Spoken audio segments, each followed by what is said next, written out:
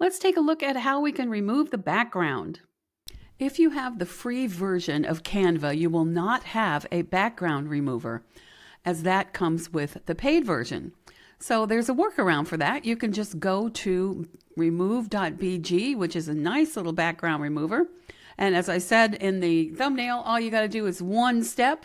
You just grab the picture and drag it over. And if you stay for just a couple more minutes, I'm going to show you how to put some fun backgrounds, some different backgrounds in these photographs using Canva. So here is the picture. You just simply download it. And if you want an HD version of it, you will have to upgrade and pay for the app. But for YouTube and things like that, these resolutions are pretty good. So let's go to Canva. Here's the picture all set up. And I'm going to show you how to put a neat little background in there that moves if you want to do that. So you just type in up here background and you go down to videos. We're going to throw a video background in there. And let's choose one that is kind of compatible with the picture. Here's a decent one, right?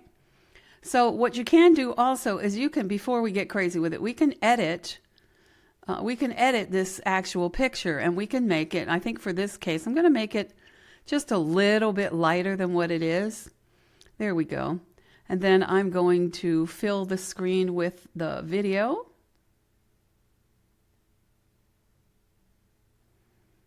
And I'm going to position it so that the video is behind the photo. There we go.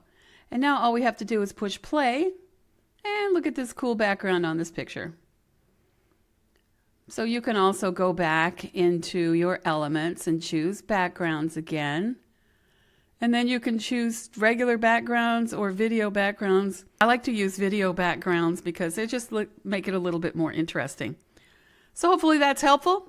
If you have any questions or anything you'd like to see, put that in the comments below. And also please like this video and subscribe if you want to see more cool stuff that I'm going to be doing. And we'll talk soon. Bye.